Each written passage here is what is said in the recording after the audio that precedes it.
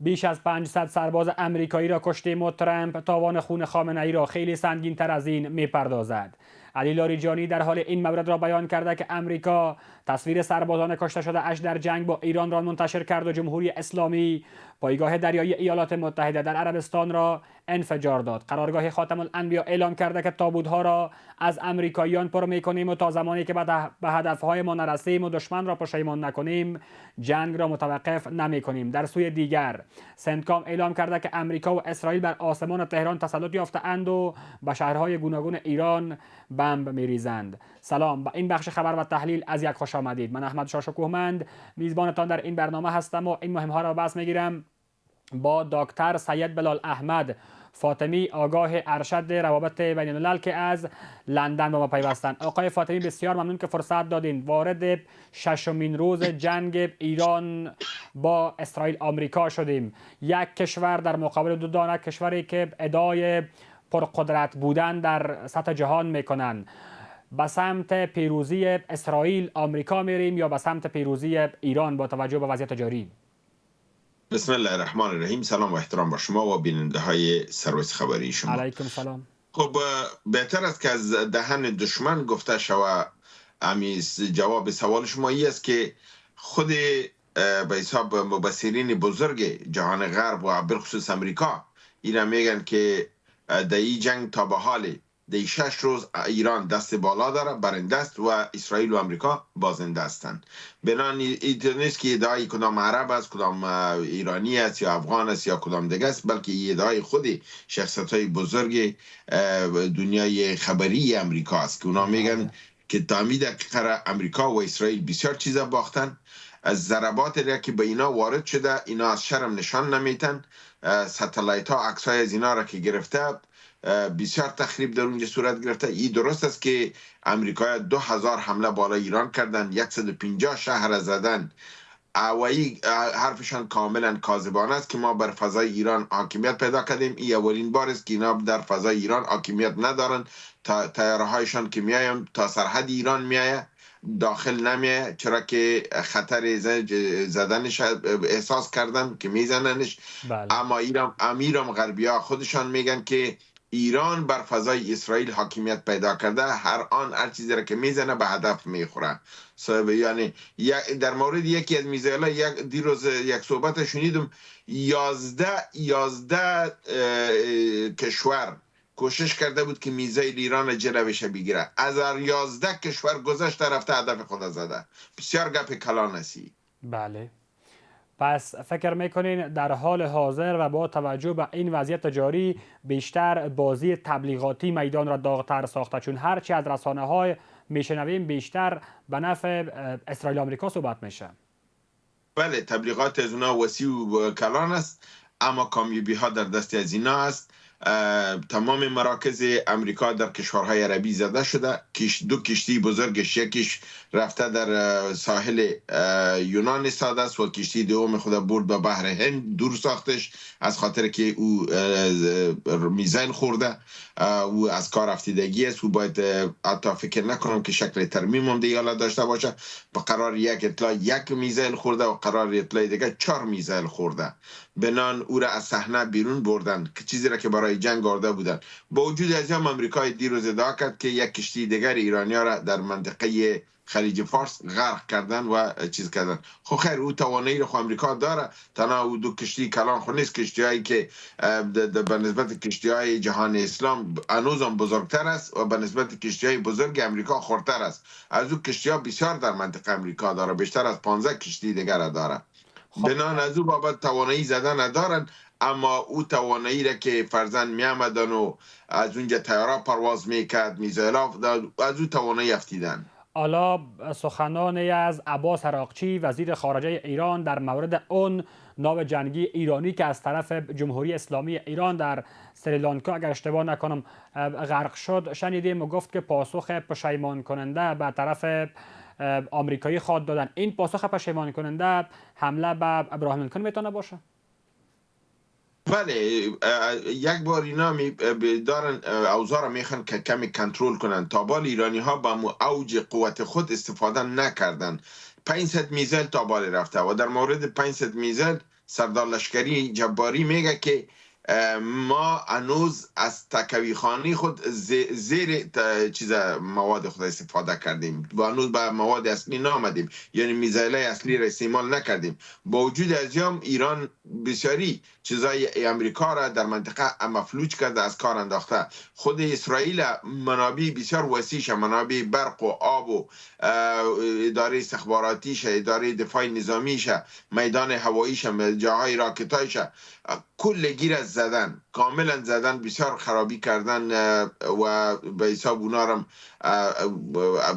از پا در آوردن. بله. دیگه از این بابت فعلا ایران دست بالا داره. ایران ممکن برنده باشه، با وجود از کلگی میگن که شاید هر دو طرف کافی صدمه دیده میبینن، مگر برنده در آخر نمو است که میدان برده باشه، ولو که صدمه هم دیده باشه برنده است. ایران فعلا دست بالا داره. پلانهای امریکایی ها کامیاب نشده و این گفته من نیست، این گفته امریکایی های مثل خود جنرال ویلز کلارک است، اسکات روتر است، پروفسور جنک است، داگلاس مارک گریگور است و همچنان تکر کارلسن است. اینا کلگی شخصیت هستن که بسیار شخصیت مطرح هستن و این موضوعات هم مطرح میکنن، تحلیل میکنن.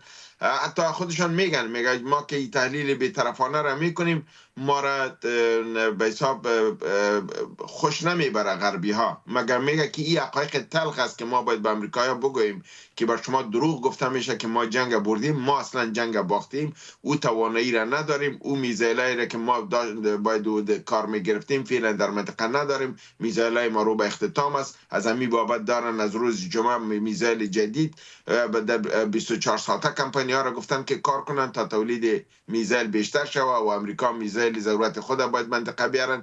تا به حال 2000 حمله هوایی کردن که او هم از طیاره، هم از پهپاد و هم از میزایل کار گرفتن و در ای کلگی میزایل از اونا بسیاریش مصرف شده، هم از اسرائیل هم از امریکا و نیاز به اسلحه جدید دارن، در حالی که ایران ذخایرش برجا است و آیستا آیستا کشیده میره و به نقاط به اساس زده میره و یک نقطه را از بین برده میره. و از همین بابت شما میبینید که پایپلاین گیس به عراق هم قطع کرد، پایپلاین گیس مناطق دیگر هم گفته که از طرف کشورهای آسیای میانه که میاین مثل آذربایجان، آرمینا و اینا که طرفدار چیز هستن اسرائیل، اینا را میخوان که پایپلاین هایشان بزنن تا که مشکلات اقتصادی را به تمام همپیمانای امریکا برسانن. کشورهای عربی را خود دستوپایشان بسته کرده با بستن تنگه هرمز. پترول از اینا به فروش نمیرسه، LNG قطر به فروش نمیرسه، او فابریکی خود من کرده. عربستان سعودی بزرگترین ریفاینری یا تصفیه پترول آرماکو را بند کرده. امی رقم 90% مواد خوراکی جهان عرب از نمی تنگای هرمز میایه، این سرش بند کرده. مواد خوراکی حالی ندارن، یک چیزی که دارن آب دارن و او رو ایران برش گفته که اگر یک حرکت منفی دیدم آبتانم سرطان میده. اگر آبشان از زد این کشورها به کلی و رای فرار مال مردم ندارن. بسیاری مردم دارن میخوان که فرار کنن، حالا پروازا نیست. بله، کل این طرف و طرف میدون دیگه. بله. مشکلات برای دشمنای خود ایران کافی زیاد ساخته. به تازگی که خبر باز شدن محدود فرودگاه بنگوریان دست به دست شد که در 24 ساعت تنها یک پرواز در حال حاضر میتونه داشته باشه، اونم از باعث اون موشک پراگنی های جمهوری اسلامی ایران. به هر حالش بحث دیگر، بحث اینجا چین و روسیه مطرح هست. حالا ترکیه هم که گفته ایران به سمت ترکیه اصلا موشکی پرتاب نکرده و ایران هم بیان کرده و گفته که در واقع احترام داره به حریم هوایی کشورهای دوست خودش، حالا از جمله ترکیه. از طرف دیگر از اتحادیه اروپا صحبت‌های شنیدیم، گفت با این وضعیت جاری که ایرانی ها روی دست گرفتن حمله به کشورهای منطقه و حاشیه خلیج فارس، بیشتر زمینه سقوط خودشان فراهم می‌سازند. فکر میکنین وضعیت جاری بیشتر به سمت قدرت نمایی بیش از پیش ایران در حال حرکت است یا اون موردی که اتحادیه اروپا از او دم میزنه؟ نه اتحادیه اروپا غلط میگن. ایران فعلا دست بالا پیدا کرده و آیسته آیسته که این هژمونی از اینا بیشتر شده میره، ضعف در حرکت های امریکا در منطقه بیشتر شده میره. ما اینمی اسمایی را که قبلا را شما گفتم این شخصیت ها خودشان میگن که این اختتام امریکا در این منطقه است. امریکا از اینجا گلمش جمع میشه و اسرائیل یتیم میمانه در اینجا. این گپی از اونا است، گپی اروپایی نه، از به حساب تحلیلگرای امریکایی و غربی است. بنان بعضی لحاظ ایران داره آیسته آیسته اینا را گلمشان جمع کرده میره و هرچی که بیشتر میشده میره اطمینان و چیز ایران بیشتر شده میره. از امی بابت ایران اهداف خودم بیشتر و زیادتر ساخته میره و اهداف با بسیار بسنجی زده میره. در مورد پاکستان هم تصمیم به حمله داشتن، مگر ما در برنامه خود به دوستای ایرانی همین مشوره دادم که بی وقت است این حمله. اگه این حمله بالای پاکستان کنین بر شما در یک جنگ دیگه در میگیره. این را باید محول کنن به یک زمانی که شما از عربا و از اسرائیل بیغم شده باید بالای پاکستان بیاین، باید ما ممرایتان استاد هستیم، هند هم استاد است، بازی دشمن ازلی از سه کشور پارچه میکنیم انشاءالله. بسیار تشکر. و به عنوان سوال آخر و جنبندی این بحث امروز ما، رسانه های اسرائیلی گزارش دادند که اسرائیل برای 1 تا 2 هفته برنامه‌ریزی برای حمله به ایران داره و اون سازوکار نظامیش را تکمیل و تامین کرده. خب با حساب فکر میکنین تو زمان جنگ را کی تعیین میکنه با توجه به اون صحبتایی که فرمانده قرارگاه مرکزی خاتم الانبیا انجام داد، گفت ما هستیم که تعیین میکنیم چه وقتی باید جنگ تمام شود. فکر میکنین که جنگ تا چه اندازه طولانی میشه و بیشک طولانی شدن جنگ به نفع ایران است؟ ایران جنگ طویل میخواه، ایران مذاکرات نمیخواه. ایران اگه دست بالا نمیداشت ایران به مذاکرات تن میداد. ایران که تن نمیده معنیش است که اینا دست بالا دارن. اسرائیلیا که میگن 15 روز، امریکایی‌ها میگن که اسرائیل برای 15 روز مواد جنگ نداره، دروغ میگن. فرض کنین که 15 روز هم باشه، ایران صحبت از 1 سال میکنه. او میگه که با سال کتت می جنگم 15 روز. در 15 روز که می جنگه، در 15 روز موادش ختم میشه، ایران تازه مواد دیگر و میزایل جدید در رقیبش میکشه و میزنه.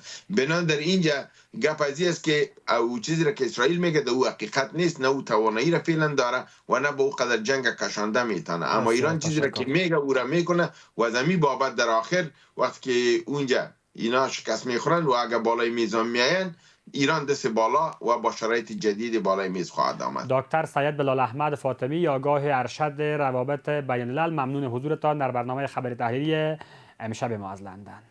جان سپاس که دعوت کردید. و بیننده های عزیز، همکارم سلیمان اکبری در همین مورد گزارش آماده کرده که با هم میبینیم.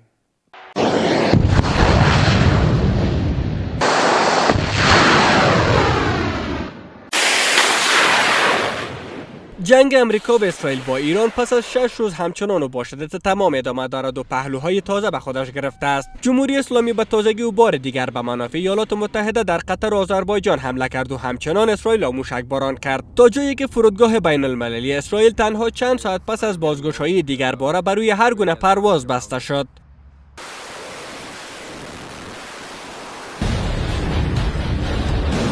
همزمان با این درگیری ها، دونالد ترامپ رئیس جمهوری ایالات متحده در سخنرانی های تازه خود درباره جنگ با ایران گفته که ایالات متحده هر فرد دیگری که جانشین علی خامنه ای شود را خواهد کشت. That was a tremendous threat to us for many years. 47 years they've been killing our people and killing people from all over the world and موشک‌هایشان به سرعت در حال نابودی است. پرتابگرهایشان هم یکی پس از دیگر از بین می‌روند. هر کسی که می‌خواهد جایگاه رهبری در ایران را تصاحب کند، او یعنی خامنه‌ای را زدم قبل از آن که مرا بزند. در سوی دیگر یک مقام جمهوری اسلامی گفته تا زمانی که کشتی‌های جنگی امریکا را پر از تابوت نکنند و به امریکا نفرستند، از جنگ دست نخواهد کشید. کیومرث حیدری، جانشین فرمانده قرارگاه خاتم الانبیاء سپاه پاسداران، افزوده که کشورش تنگه هرمز را نبسته و بر اساس قانون‌های بین المللی با کشتی‌ها برخورد می‌کند. تا شاخ آمریکا را نشکنیم، تا آمریکا را مأیوس و ناامید نکنیم، تا عرصه شناورها را مملو از تابوت افسران و درجه‌داران و سربازان آمریکایی نکنیم که با خودشان به ارمغان ببرند برای آمریکا، ما دست از این جنگ نخواهیم کشید. برای ما مهم نیست این جنگ چند روز طول بکشه. ما آمادگی داریم. ما جنگ 8 ساله رو تجربه کردیم. ما هم وقتی به این جنگ پایان میدیم که احساس کنیم که به اهدافی که داشتیم دست پیدا کردیم و شما را از عمل ننگین خودتون ناامید و پشیمان کردیم. در میانه این درگیری ها ارتش ایالات متحده اعلام کرده که بر یک کشتی جمهوری اسلامی در آبهای هند که در حال حرکت به سوی ایران بود حمله کرده و شمار زیاد از سرنشینان آن را کشته است. رسانه های بین المللی گزارش دادند که در حمله ارتش امریکا بر این کشتی 130 نیروی دریایی ایران کشته شده و بلافاصله عباس عراقچی وزیر خارجه ایران در صفحه اکسش در پیوند به این حمله گفته امریکا از حمله‌ای که انجام داده پشیمان خواهد شد. آقای عراقچی افزوده که این کشتی بدون هشدار قبلی هدف قرار گرفته است. ایالات متحده در دریا در فاصله 2000 میلی از سواحل ایران مرتکب جنایات فجیع شده است. نوچه دنا مهمان نیروی دریایی هند که تقریباً 130 ملوان را حمل می‌کرد بدون هشدار در آبهای بین‌المللی مورد اصابت قرار گرفت. حرفهای من را به خاطر داشته باشید. ایالات متحده از سابقه‌ای که ایجاد کرده است به شدت پشیمان خواهد شد. سرانجام این درگیری ها چه خواهد شد؟ آیا امریکا به هدف خود برای سرنگونی جمهوری اسلامی خواهد رسید یا به شکست سنگین همانند شکست نظامی ننگین در افغانستان عراق روبرو خواهد شد؟ پرسش هایی که گذر زمان با آن پاسخ خواهند داد. به همین ترتیب رسیدیم به پایان مجموع خبرهای ساعت 10 شب از تلویزیون جهانی 1. از توجه و همراهی شما سپاسگزار. وقتتان بخیر و خدا نگهدار.